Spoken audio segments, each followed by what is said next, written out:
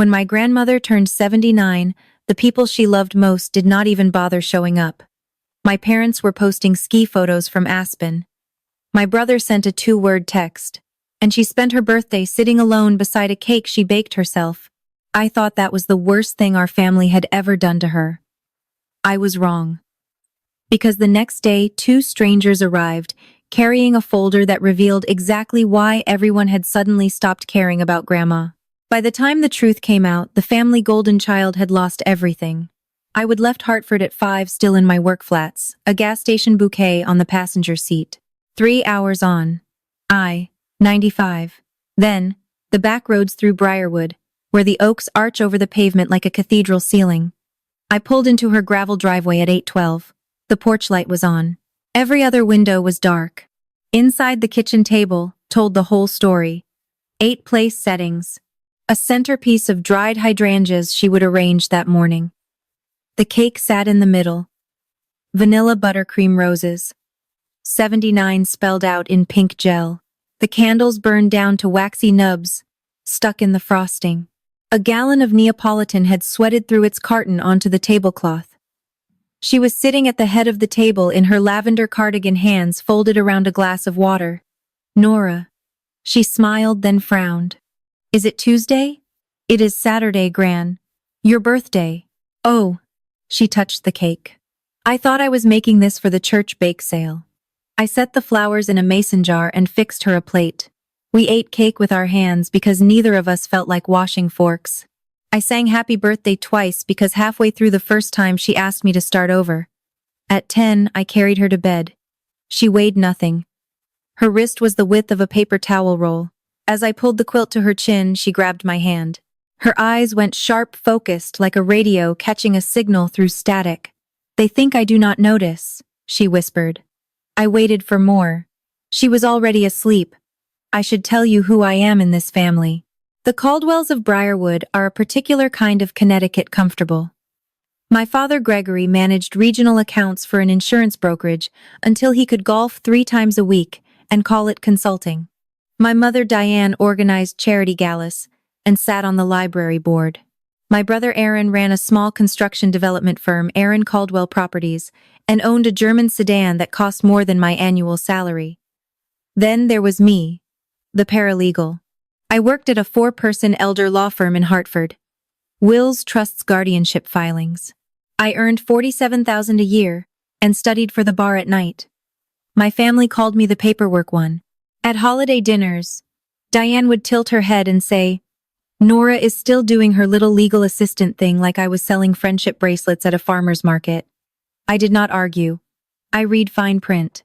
But this house was mine in every way that mattered and no way that counted. I took my first steps on the kitchen linoleum. Lorraine taught me to read a lease on the back porch when I was 19. Her reading glasses perched on her nose, a red pen between her teeth. She co-signed my first apartment because my parents would not. I slept in the guest room that night and lay awake tracing the ceiling crack I would traced since I was 6. Around midnight, I got up for water. On the hallway shelf behind a framed photo of the family, I found a business card, Brenda Voss, and Dean Realty, with a handwritten note on the back, comp value $680,000, quick close possible. I put the card back. My hands were steady, but my stomach was not. Sunday morning, I scrubbed the kitchen, while Lorraine dozed in her recliner. The cake went into Tupperware. The melted candles went into the trash. I wiped buttercream off the good plates and stacked them in the cabinet where they would sit until whoever came to clear out the house someday. That thought landed wrong. I shoved it aside. At 10:15, someone knocked. 2 people stood on the porch. The woman was about 60. Silver bob wool coat, leather briefcase, professional. The man beside her was younger, maybe 40, carrying a notary seal in a zippered pouch. Nora Caldwell, the woman asked. Yes, my name is Ruth Adler. This is my colleague Nathan Puit. Your grandmother retained my firm 14 months ago. She held out a manila folder, thick, sealed with a wax paper flap. My grandmother is name printed on the tab in blue ink. She asked us to deliver this to you, Ruth said. Personally. When the time came. When the time came for what? Ruth glanced at the recliner through the screen door. Her expression softened by a degree. Come to my office when you are ready. Here is my card. She pressed it into my hand. Do not discuss this with your parents before we talk. They were in their car and pulling away before I could form a second question. I stood on the porch holding the folder. It was heavier than it looked, maybe 40 pages. The seal had been signed across the flap in Lorraine's handwriting, looping, and deliberate the way she signed birthday cards and Christmas checks. My phone buzzed. A text from Diane. Who is at the door? Do not sign anything, Nora. I turned the phone face down and brought the folder inside. I sat at the kitchen table, the same table where the birthday cake had sat untouched the night before, and ran my finger along the sealed flap. Lorraine's signature crossed the seal. I recognized every curve. The capital L with its exaggerated tail, the double loop on the lowercase r. This was not a shaky mark. This was written by a woman who knew exactly what she was putting her name on. I broke the seal. Inside a stack of legal documents I recognized from work. A recorded deed, a trust instrument, a durable power of attorney, and notarized witness pages. A physician's letter on medical letterhead, dated 14 months ago. Clipped to the front, a handwritten note on Lorraine's personal stationery cream paper blue ink, the same deliberate script. Nora, when they come for the house, open this. Everything you need is here. I love you. I am sorry. It has to be you. I read the note 3 times. Each time the words "when they come for the house" landed harder. Not if when she would known. 14 months ago, before the forgetting got bad. Before she started calling me by my mother's name. Before the wandering and the stove left on. And the day she got lost driving to the post office 2 blocks away. She would known someone would come for the house. She would prepared. I closed the folder and pressed my palm flat on top of it. Through the doorway, I could hear Lorraine snoring lightly in her recliner, a crossword puzzle slipping off her lap.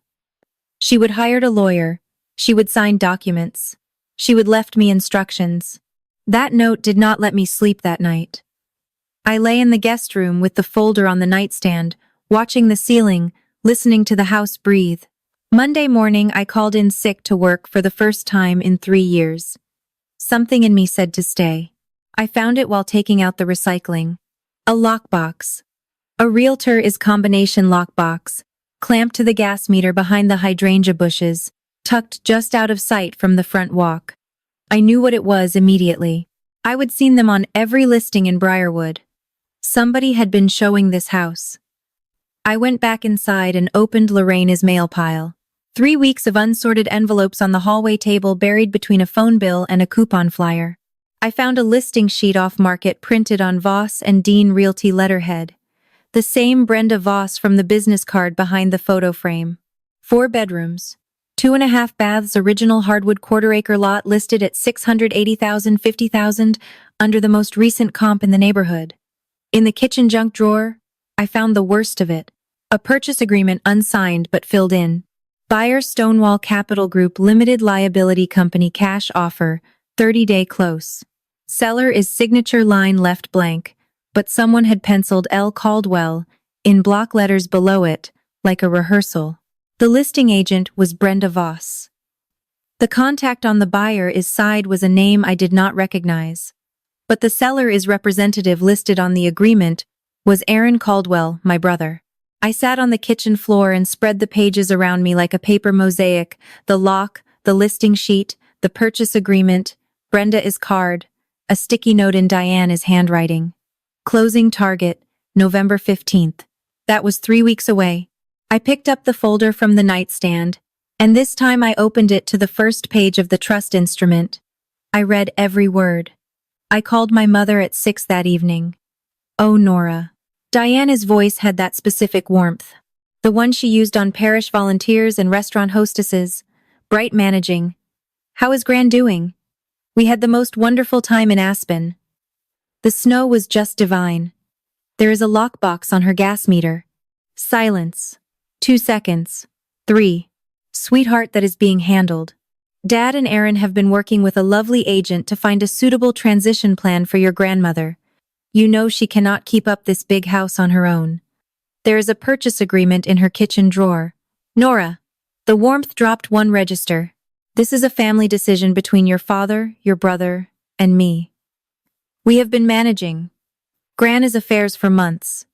You do not need to worry about the details. She does not know the house is being sold, does she? She knows what she needs to know. Diane paused. I could hear the clink of a wine glass.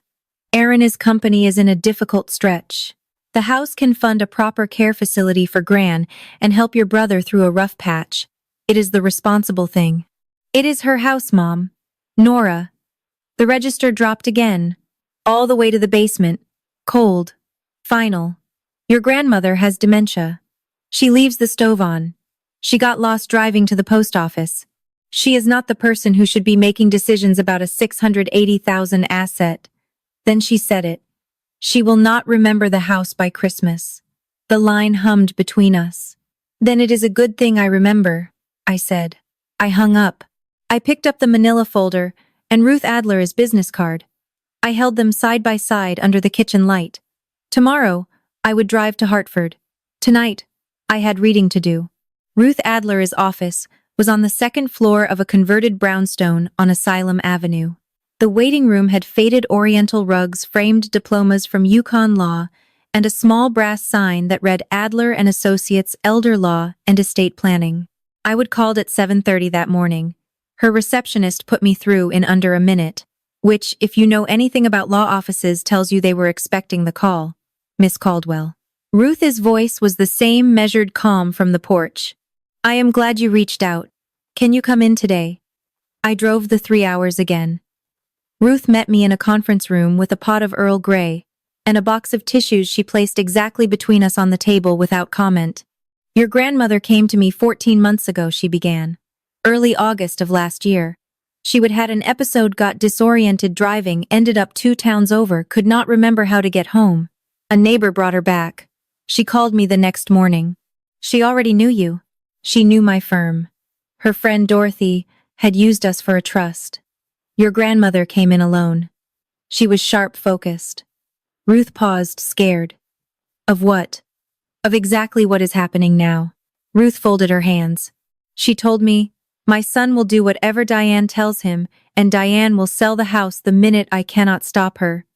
She wanted to stop it before she could not. I put my tea down. She chose you, Miss Caldwell, specifically. She said, you were the only one who would fight for the house, because you were the only one who understood what it meant. Ruth opened her own copy of the folder. Your grandmother prepared for this. Let me show you how. Ruth walked me through it piece by piece. 14 months ago, August of last year, Lorraine had come to this office wearing pressed slacks and her pearl earrings, carrying a folder of her own deed to the house tax records, her will from 1998. A list of questions she would handwritten on yellow legal pad paper in the same looping blue ink I would seen on the note. She was methodical, Ruth said. She told me she would notice the forgetting names first, then appointments, then the route to the post office. She said her doctor had used the word early stage. She said she had maybe a year, maybe 2 before the window closed. The window for what? For making legally binding decisions while she still had capacity. Ruth turned to Paige. She wanted 2 things. First, to protect the house. Second, to choose who would protect her when she could not protect herself. And she did not choose my father. Ruth looked at me over her reading glasses. No, she did not. She said it without inflection, but the weight of it settled in my chest like a stone dropped into still water. My father was Lorraine's only child. He would grown up in that kitchen. She would put him through college, paid for his first suit, danced at his wedding, and when the time came to hand someone the keys to her life, she would driven past him and gone straight to me because she knew. She knew Gregory would defer to Diane. She knew Diane would calculate. She knew Aaron would need. Your grandmother executed the documents on August 9th of last year. Ruth continued. Full capacity. Dr. Mercer, her neurologist, provided a written evaluation that same day, confirming she understood the nature and consequences of what she was signing. Ruth tapped the physician's letter. This is your foundation. The legal architecture was clean. I recognized every instrument from my work. Item 1. A revocable living trust. Lorraine had transferred the house, the deed, the title, everything into a trust. The Lorraine E. Caldwell Revocable Living Trust, dated August 9th of last year. She was the trustee, while she had capacity. I was the successor trustee. If she became incapacitated, legal control of the house passed to me. Not my father, not Aaron, me. Item 2. A durable power of attorney. Lorraine had named me her agent for all financial and healthcare decisions. The durability clause meant it survived her incapacity. It did not expire when she got sick. It activated. Item 3. The physician is letter. Dr. Mercer had examined Lorraine on August 9th and documented that she demonstrated full testamentary capacity. She understood what a trust was. She understood what a power of attorney did. She understood she was placing her house beyond the reach of anyone except the granddaughter she trusted. So the house is not hers anymore. I said technically correct. The house belongs to the trust. Lorraine cannot sell it as an individual. And under this trust structure, no one holding a personal power of attorney over Lorraine has authority over assets already transferred into the trust. Only the trustee can authorize a sale. And the trustee is me. Once Lorraine is determined to lack capacity, yes. And based on what you have described, she left the stove on 3 times last month. She got lost 2 blocks from home. Ruth nodded. The successor trustee provisions are likely already active. Then she leaned forward. Miss Caldwell, there is something else you should know. If your family has had your grandmother sign anything recently, a new power of attorney, a listing agreement, while she lacked capacity, those documents may not be enforceable. She let that sit. They may have had her sign something newer. I drove back to Briarwood that evening. The house was quiet. The porch light was on, same as always. And through the front window I could see Lorraine in her recliner television murmuring her reading glasses folded on the armrest. I let myself in with the spare key she would given me when I was 16, the one she would never given my parents. Gran. She looked up for a moment, 3 seconds, maybe 4. Her eyes were absolutely clear. Not the soft confusion of most days. Not the pleasant fog. Clear like creek water over gravel. You went to see Ruth, she said. I stopped in the doorway. You remember Ruth. I remember enough. She picked up her reading glasses and turned them in her hands. I remember I was scared, and I went to a lawyer, and I told her what Diane would do. Did I get it right? I sat on the arm of the couch. You got it exactly right, Gran. Good. She put the glasses on, then took them off again as if she would forgotten why she would reached for them. They have been bringing people through the house Tuesdays, when the nurse is here. I hear the doors open and close. Strangers looking at my kitchen.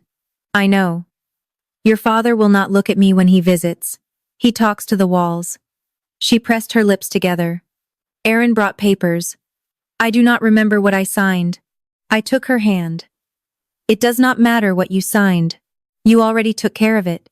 She squeezed my fingers. Her grip was thin but deliberate. I am not gone yet, Nora. The words hung in the kitchen air between us, fragile and fierce. By tomorrow she might not remember saying them, but I would. I would remember for both of us. Aaron showed up Wednesday. He did not knock. He never knocked. Just walked in with his car keys jingling and his smile already on. The way he entered every room like the room should be glad he would arrived. Hey, Nor. He kissed the top of my head. He smelled like cedar cologne and the leather interior of a 50,000 sport utility vehicle, checking in on Gran. That is sweet. I am staying for a while. Oh yeah. He opened the fridge, helped himself to a LaCroix, and leaned against the counter like he owned the place. Taking some time off from the paralegal gig. He said paralegal, the way you would say hobby. Aaron, I know about the listing. His LaCroix paused halfway to his mouth. 1 beat 2. Then the smile adjusted. Not gone, just reclassified. Warmth to negotiation. Look, I know it seems fast, but here is the thing. The company is in a rough patch. I have got a balloon payment coming due in 8 weeks. 740,000. If I miss it, the bank takes everything. Every project, every contract, 3 years of work gone. So you are selling Gran's house.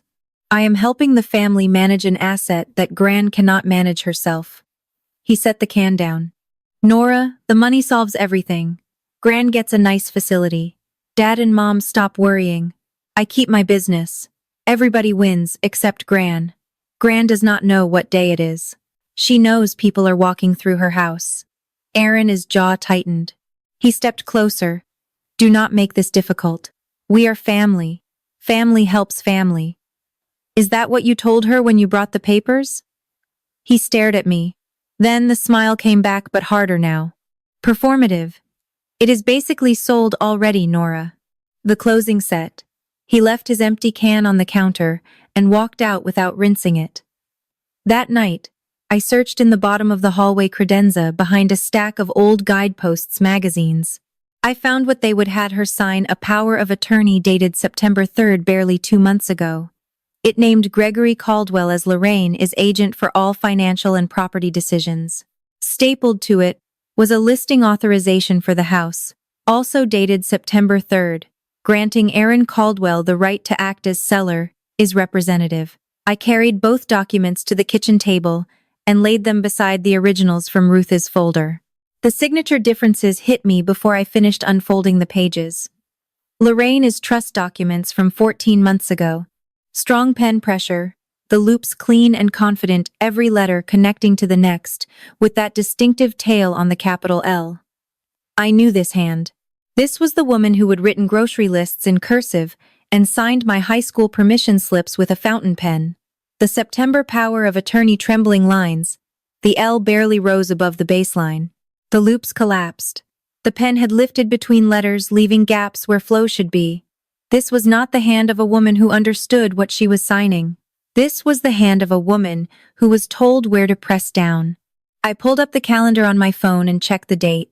September 3rd. My stomach dropped. September 3rd was the same week Lorraine had been taken to the emergency room after a fall.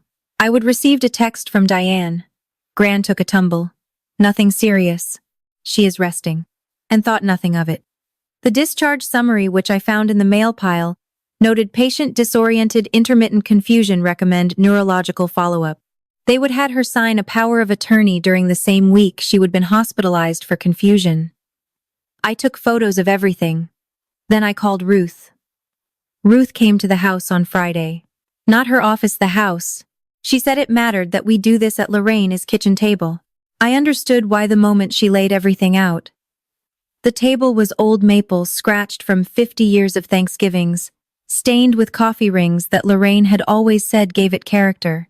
Now it held 5 documents in a row, edges aligned, like evidence at a hearing. Document 1, the recorded trust deed, filed with the Briarwood town clerk on August 12th of last year. The house had been legally transferred into the Lorraine E. Caldwell Revocable Living Trust 14 months ago. It was stamped, indexed, and recorded. Public record. Document 2. The durable power of attorney naming me Nora Caldwell as Lorraine is agent executed the same day. 2 witnesses notarized by Nathan Puit. Document 3. Dr. Mercer is capacity evaluation letter dated August 9th. 2 pages clinical precise. Mrs. Caldwell demonstrates full understanding of the nature and consequences of the legal instruments she is executing. She is oriented to time, place, and person. She identifies her assets accurately and articulates clear preferences for their disposition. Document 4. The September power of attorney, the one naming Gregory. Shaky signature, no capacity evaluation, no independent witness executed during a week of documented medical confusion. Document 5. The listing agreement. Aaron is named as seller as Representative Brenda Voss as agent. An off-market sale priced $50,000 below comparable homes. Ruth stood across from me, hands flat on the table. The house has been in the trust for over a year, she said. Your grandmother cannot sell it as an individual. The September power of attorney, even if it were valid, does not grant authority over trust assets, and it almost certainly is not valid given the medical record. She looked at me. This sale cannot close. The house was never theirs to sell. I stared at the documents, at the 2 signatures side by side, one strong, one trembling at the physician, his letter that drew a line between the woman Lorraine was and the woman they would take an advantage of. She will not remember the house by Christmas. Diana's voice echoed in my head. But Lorraine had remembered. She had remembered before any of them. Ruth and I made a plan. Quiet, methodical, the kind of plan built on paper, not anger. Step 1. We needed a current capacity evaluation for Lorraine.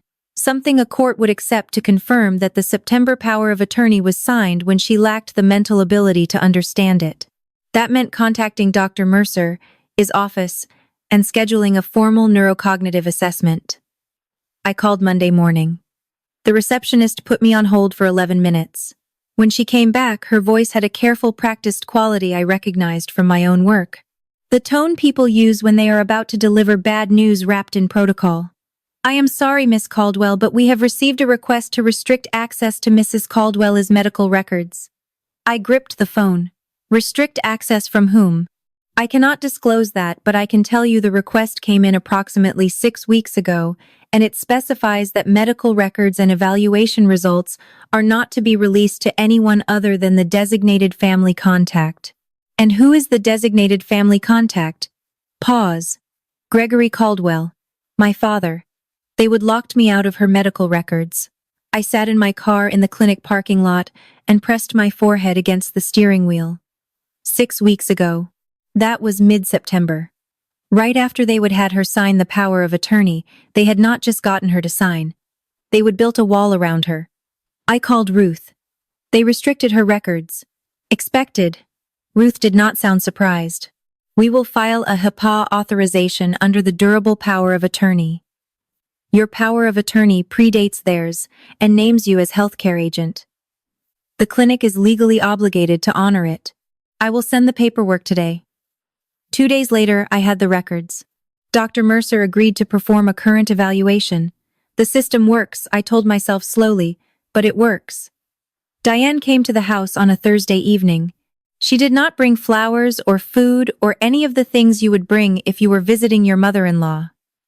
She brought a brochure, Maple Glen Assisted Living. She spread it on the kitchen table, the same table where Ruth and I had laid out the documents 3 days earlier. It is a beautiful facility. Nora private rooms, a garden activities every afternoon. Gran does not want to leave her house. Gran does not know what she wants. Diane smoothed the brochure with both palms. Your father and I have been looking into this for weeks.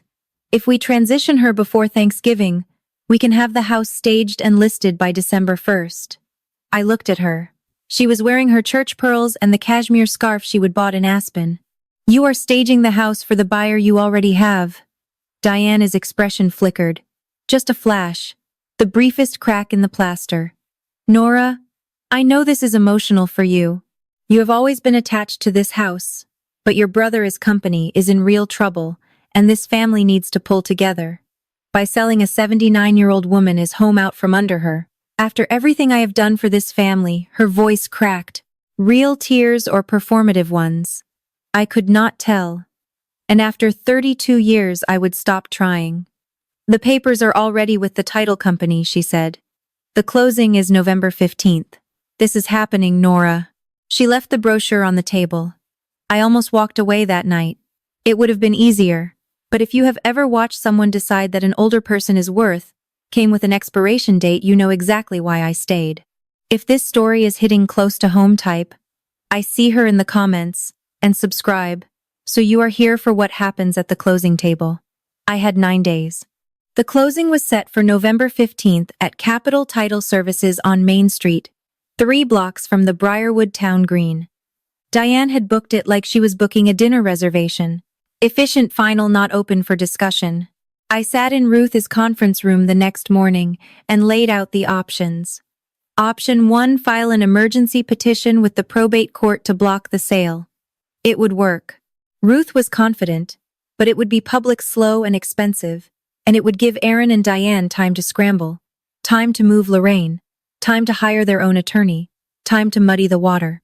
Option 2, let the closing happen. Walk in with the documents. Let the truth do what truth does when it meets paperwork that cannot withstand it. If you show up at the closing with the recorded trust deed and the capacity evidence, Ruth said, the title company will do the work for you. They cannot insure a title that is in dispute. They will not close the transaction. It ends in that room. And if they try to push through anyway, title officers are personally liable. No officer with a brain will record a deed they know is defective.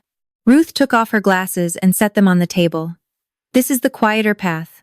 No courtroom, no filings, just documents on a table in front of witnesses. The buyer, the agent, the title officer, your family, they will all be in one room. And the documents will speak for themselves. I thought about Lorraine's note when they come for the house. She had not told me to go to court. She had given me a folder. Let the documents talk, Ruth said. 9 days. I went home and started counting. Day 1 of 9. I filed a report with Adult Protective Services. I sat in my car outside the Briarwood Municipal Building and dialed the state elder abuse hotline. The intake worker was patient, precise, and completely unsurprised by anything I described. She would heard it before. Different names, same architecture. I gave her the facts. A 79-year-old woman with documented dementia. A power of attorney signed during a week of hospitalization. An off-market home sale priced below comparable value. A son profiting from the transaction. A daughter-in-law directing the process. We will assign an investigator. The intake worker said you will receive a case number within 72 hours. Is there anything that expedites the process? You mentioned there is a closing date in 9 days. I will flag it as time-sensitive. I thanked her and hung up. Then I sat in the car for a full minute watching 2 elderly women walk into the library across the street, arm in arm, laughing about something. Normal, safe. When I got back to the house, I found a voicemail from Ruth. Nora, something interesting came up. A PS told me informally that yours is not the first report they have received on this situation. Someone filed an anonymous complaint about 6 weeks ago. They did not follow up at the time because the complainant did not leave contact information, but the file exists. 6 weeks ago, right around the time they would had Lorraine sign the September power of attorney, someone else had seen what was happening. Someone who had not been brave enough to leave a name but had cared enough to pick up the phone. I did not know who. Not then. But the fact that the file already existed meant Adult Protective Services would not be starting from scratch. The system was slower than anger, but it was building. Day 4. My father came alone. He pulled into the driveway in his 10-year-old Buick. Not the car he drove to church or the club, but the one he used for errands, the one nobody would notice. He sat behind the wheel for a long time before he got out. I watched from the kitchen window. His shoulders were hunched. He looked smaller than I remembered. He came in through the back door the way he would entered this house since he was a boy. He did not acknowledge me at first. He just stood in the kitchen and looked around at the cabinets. His mother had refinished herself at the window over the sink, where she would hung a prism that threw rainbows across the floor every morning. She used to sing in this kitchen, he said. His voice was barely above a whisper. Patty Klein every Sunday morning. I remember. He sat at the table. He put his hands flat on the maple surface, and I saw them shake. I know what you think of me, he said. I waited. I am not. I did not want any of this. Aaron is in over his head. Diane says the house is the only way. And Mom, his voice broke just barely. A hairline fracture in a foundation. Mom would not want Aaron to lose everything. You could still stop this, Dad. He looked at me for 1 second. 1 awful, trembling second. I saw the boy who had grown up in this kitchen, who had eaten cake off these plates, who had been carried to bed by the same woman now sleeping in the next room. Then his phone buzzed. He glanced at the screen. Diane. He stood up. I should go. He left through the back door. He did not say goodbye to his mother. I washed his coffee cup and put it away. Day 5. I bought a cake. Not a fancy one. A 6-inch round from the bakery on Elm Street, vanilla with buttercream, because that is what she loved, and a single candle, because 79 individual candles seemed like a fire hazard, and I wanted to make her laugh. I set it on the kitchen table at 3. I put out 2 plates, 2 forks, 2 napkins. I made tea. Gran, come sit. She shuffled in from the living room, reading glasses on top of her head, a crossword puzzle folded in her cardigan pocket. She saw the cake and stopped. Whose birthday? Yours. We are doing it over. She sat down. I lit the candle. She looked at the flame. The way you look at something you are trying to hold in your mind carefully, deliberately, like if she stared hard enough the moment would stick. Make a wish, I said. She closed her eyes. She blew. The candle went out on the first try. What did you wish for? She looked at me with those clear creek eyes. I wished you would stay. We ate cake with forks this time. She told me about the hydrangeas she would planted along the front walk in 1987, the year I was born. She told me the kitchen table came from her mother's house in Bridgeport, carried in on the back of a pickup truck in 1974, and that every scratch on its surface was a Thanksgiving she would won. Then she put her fork down and leaned toward me. Do not let them take the table, she said. Quiet. Fierce. I will not, Gran. The table stays. I cleared the plates. I washed the dish. I wrapped the leftover cake in foil and wrote, Gran's birthday round 2 on it with a Sharpie. 4 days until the closing. Day 6. The phone calls started. My Aunt Caroline, my father's cousin, called first. She was careful, concerned. Nora, honey, your mother says you are trying to take control of Lorraine's finances. She says you are, well, she used the word manipulating. I held the phone away from my ear and looked at the ceiling. Aunt Caroline, did Diane mention that she and Aaron are trying to sell Gran's house while Gran has dementia? Silence. She said it was a family decision. It is a decision Gran did not make. My mother's friend from the parish council called next. Then Aaron's business partner. Then a woman from the garden club who had known Lorraine for 40 years. Each call carried the same script, slight variations on the same theme. Nora is overstepping. Nora is emotional. Nora does not understand the family's financial situation. Diane had done what Diane did best. She would shape the narrative before I had a chance to speak. I did not counter it. I did not post on social media. I did not call anyone back to plead my case. Ruth had told me, the documents speak. You do not have to. But on day 6 around 9 at night, my phone rang one more time. Aunt June, Lorraine's younger sister, 81, still sharp, still in Bridgeport. Nora, her voice was dry and clear. I do not believe a word Diane is saying, and I want you to know why. Why? Because your grandmother called me last year, August. She said she would been to see a lawyer. She said she was putting the house in order while she still could. She said, if anything happens, back Nora up. I gripped the phone. I am backing you up. Aunt June said, whatever you need. 3 days until the closing. Day 7. Ruth and I confirmed the details. Capital Title Services, November 15th 2. Conference Room B. The escrow officer was a woman named Linda Yates, 22 years in the business. Ruth's contact said thorough by the book. The buyer was Stonewall Capital Group, a regional cash acquisition firm that bought undervalued residential properties, flipped or rented them, and moved on. Their representative was a man named Daniel Fsai. He had been copied on the listing agreement and the purchase contract. Brenda Voss would be there as the listing agent. Diane and Aaron would attend as sellers' representatives. Gregory would come because Diane told him to. Ruth made one more call to the title company off the record and learned something that made her pause. Linda Yates flagged the file 3 weeks ago. Ruth told me during the preliminary title search, she noted that the house was held in a trust. She contacted Brenda Voss for clarification. Brenda sent over a signed affidavit claiming the trust had been dissolved and the property reconveyed to Lorraine individually. Linda accepted it provisionally, but noted in her file that no recorded reconveyance deed had been found. The closing was scheduled as tentative pending final title clearance. A clerical error. Brenda told her the trust had been dissolved and the property returned to Lorraine's individual name. That is not true, of course. The trust was never dissolved. The deed is still recorded. The deal was already standing on cracked ice. Linda Yates had a flag in the file. Brenda Voss had lied. The recorded trust deed was public record. All it needed was someone to put the original on the table. Here is the thing about paperwork people underestimate. It does not raise its voice, and it does not forget. If you have ever been the quiet one, nobody took seriously, this next part is for you.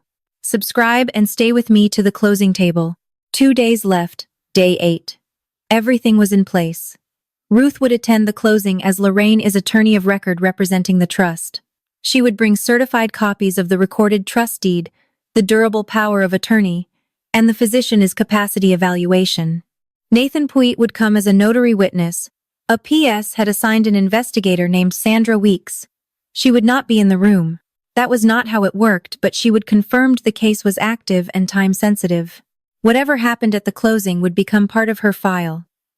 I spent the afternoon at the kitchen table reviewing the documents one more time. Trust, deed, power of attorney capacity, letter, the September power of attorney, with the shaking signature, the listing agreement, the purchase contract, the discharge summary from Lorraine, is September hospital stay. Everything lined up, every date, every signature, every medical note, pointed in the same direction. I practiced what I would say. Short sentences. No accusations. No emotion. Just facts. Delivered at the volume of a normal conversation. Ruth had coached me. You are not there to argue. You are not there to convince anyone. You are there to present documents that speak for themselves. Let the title officer do the rest. I was not the daughter they had ignored. I was not the paperwork one. I was the successor trustee of the Lorraine E. Caldwell Revocable Living Trust. And I had every legal right to sit at that table. More than a right, an obligation. That evening I ironed a blouse and set out my work flats. The same flats I would worn the night I would driven 3 hours to sing happy birthday to a woman sitting alone in her kitchen. Tomorrow they would sit down to sign for a house that was not theirs. And I would be there when they found out. The night before the closing, I sat with Lorraine in the living room. She was having a good hour, not a good day. Those were rare now, but a good hour.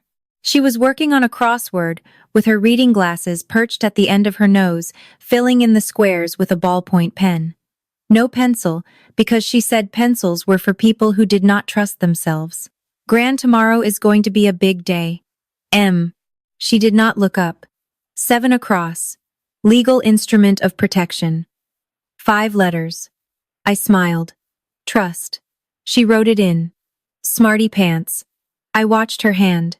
The pen moved slowly but with intention. The letters were small and careful. Not the looping confidence of 14 months ago, but not the collapse of the September signature either. Somewhere in between, a woman at the edge of the window still reaching for the glass. She put the crossword down and looked at me. You are staying. I am staying. She reached into her cardigan pocket and pulled out her reading glasses case, the leather one, with the brass clasp she would carried since I was a girl. She opened it, took out a folded piece of paper and handed it to me. It was a note written in her handwriting, shaky but legible, recent for Nora, the keeper of the table. Below it, her signature, not the strong one from last year, not the broken one from September. A middle ground, trembling but intentional, written by a woman who knew she was fading and wanted to leave one more mark while she still could. I am not gone yet, she said. I folded the note into my wallet. In the morning, the folder, the note, and I would go to the closing together. Capital Title Services occupied a single-story brick building on Main Street, with tinted windows, and a brass door handle polished to a mirror finish. I parked across the street at 1:45. Ruth pulled in beside me at 1:50. Nathan was already inside. We walked in together. Ruth carried her briefcase. I carried the manila folder. Conference room B was small. 10 chairs around an oval table, a water pitcher, a printer, humming in the corner. Linda Yates, the escrow officer, was arranging documents in neat stacks at the head of the table. She looked up when we entered, glanced at Ruth, and paused for half a second. The kind of pause that meant she recognized the name. Adler, I did not see your firm listed on the transaction. I represent the Lorraine E. Caldwell Revocable Living Trust, Ruth said. We have documents relevant to this closing. Linda Yates's pen stopped moving. Before she could respond, the door opened behind us. Diane came in first. Cashmere blazer, church pearls. Her smile was already in position, bright social, the hostess arriving at her own party. Aaron followed in a tailored sport coat, his jaw set, a leather portfolio under his arm. Gregory trailed them, gray-faced, looking at the floor. Behind them came Brenda Voss, the realtor, blonde, highlights, kitten heels, a stack of closing documents fanned in her hand like a winning hand of cards. And last, Daniel Fsai, the buyer, is representative in a navy suit, and no nonsense expression. Diane saw me and stopped. Nora. She looked at Ruth at the folder in my hands. Her smile did not change, but the muscles underneath it did. What are you doing here? Taking a seat, I said. I sat down at the table. Ruth sat beside me. I placed the manila folder in front of me, and I waited. The room was very quiet. The printer had stopped humming. Linda Yates looked at Ruth. You said you have documents. I do. Ruth opened her briefcase and laid 3 items on the table one at a time, each centered and square the way you would lay evidence before a judge. First, a certified copy of the recorded trust deed. This deed was recorded with the Briarwood town clerk on August 12th of last year. It transfers the property at 14 Oakwood Lane into the Lorraine E. Caldwell Revocable Living Trust. Miss Caldwell, she nodded toward me, is the successor trustee. Diana's smile fell not all at once in stages, like a building losing floors. Second, the durable power of attorney naming me as Lorraine's agent. Executed on August 9th of last year, notarized witnessed currently in effect. Aaron leaned forward. We have a more recent power of attorney that supersedes third. Ruth placed the physician, his letter on the table. A capacity evaluation by Dr. Helen Mercer Lorraine is neurologist dated August 9th. It confirms that Lorraine had full testamentary capacity when she signed these documents. I also have Dr. Mercer's current evaluation completed last week, confirming that Lorraine now lacks capacity, meaning any documents she signed after her cognitive decline, including the September power of attorney your family obtained, were signed without the legal competence required to make them binding. The room went still. Linda Yates picked up the trust deed. She read it. She compared it to the title report in her file. She looked at Brenda Voss. Miss Voss, you informed me the trust had been dissolved. Brenda's face went white. I was told the trust was never dissolved. Ruth said. The recorded deed confirms it. This property belongs to the trust. The sale cannot proceed. Linda Yates set the documents down, squared her shoulders, and said the 5 words that ended it. I cannot close this transaction. She remembered.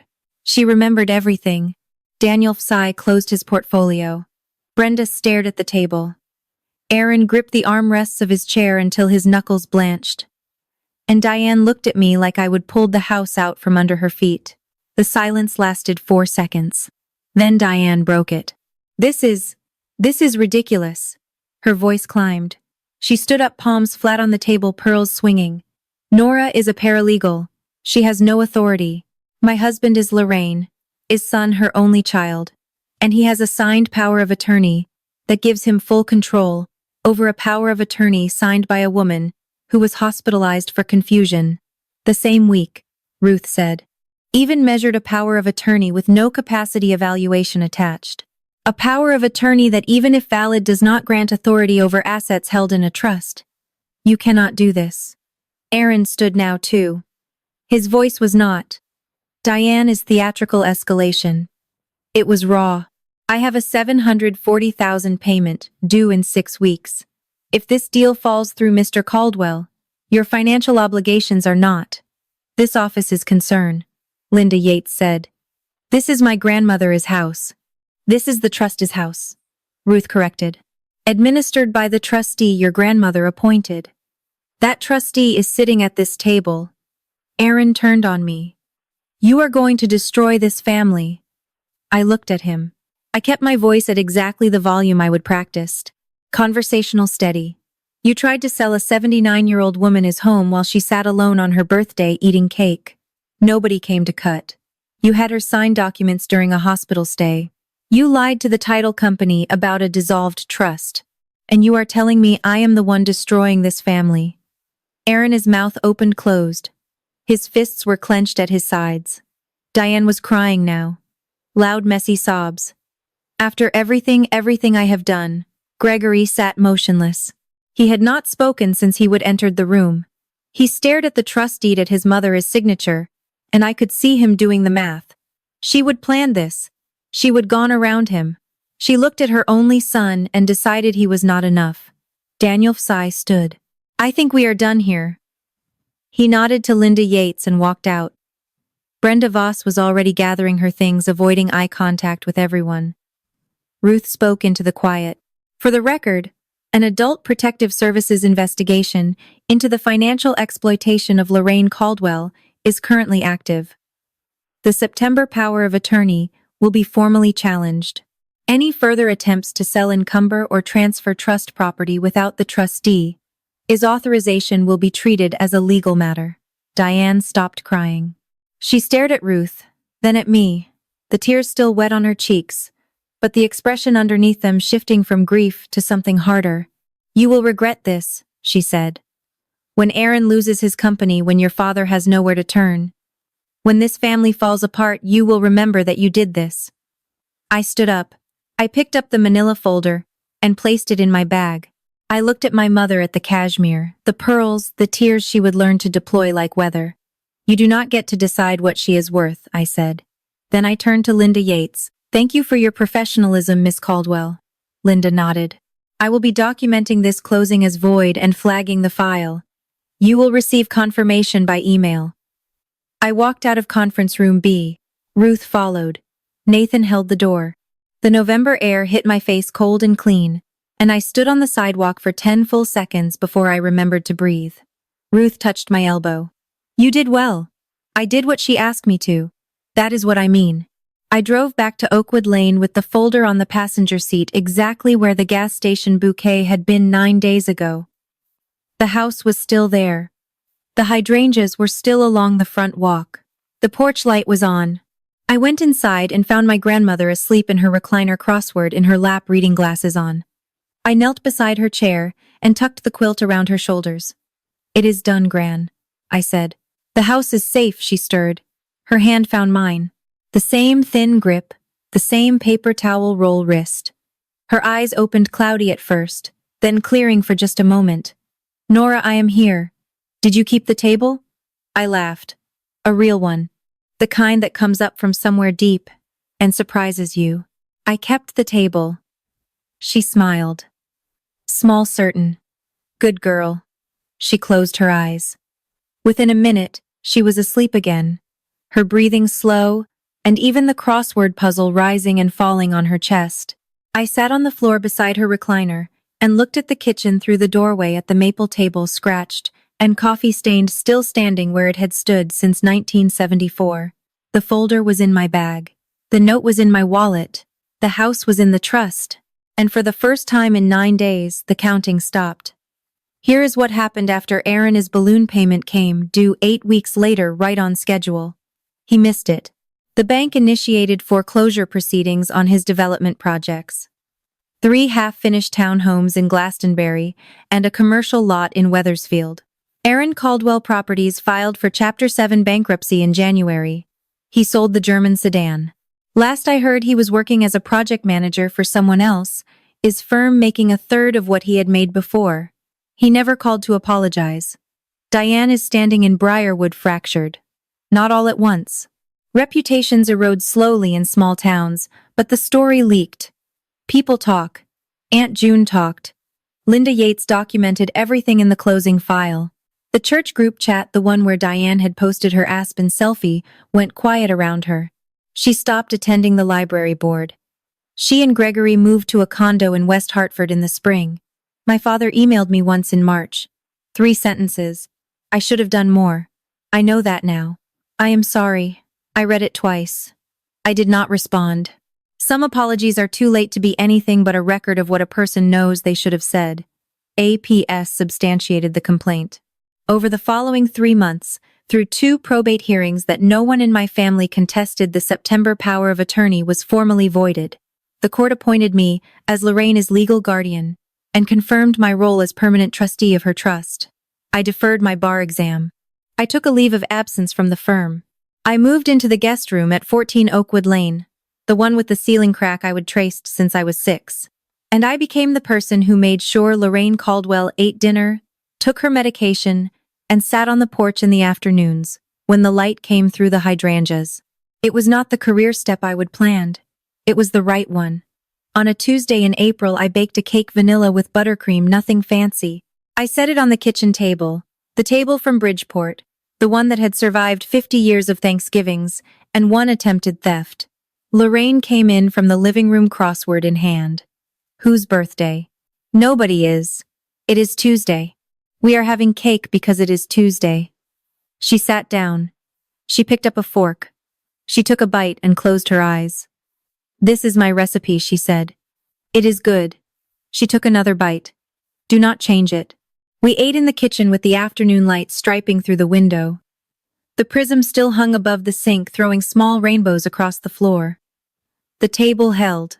A person's worth does not expire when their memory does. And the quietest love in a family is sometimes the only one keeping watch. That is my story. One empty party, one manila folder, and a grandmother who remembered first. If this reminded you to check on a loved one is directive, do it today. Share this with someone who needs to hear it. If you really like our videos, please do not forget to like, share, and subscribe. Have a great day.